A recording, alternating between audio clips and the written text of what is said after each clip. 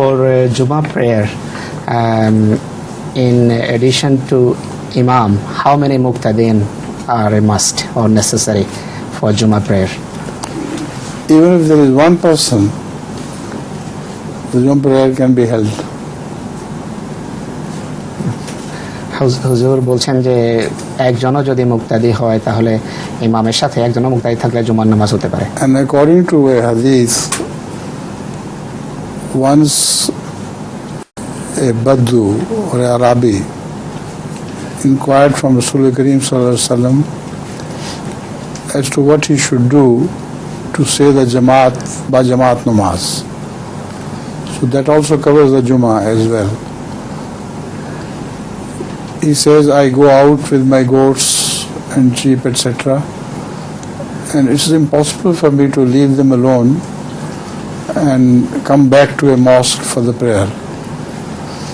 So Rasulullah sallallahu alaihi wasallam answered, in that case you should say azan. If anybody hears that azan, he will come and join you. If there is nobody within sight or within the hearing distance, then Allah will send His angels to say your prayer behind you, and in that case your Jamaat will be considered by Jamaat. So it doesn't mean virtually that angels will descend and say their prayer behind.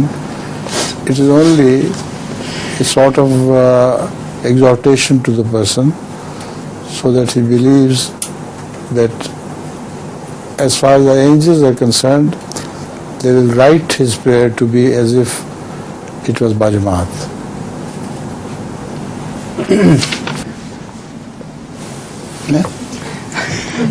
Where's he gone? He's not here today. He was sleeping in house. He hasn't come? No. I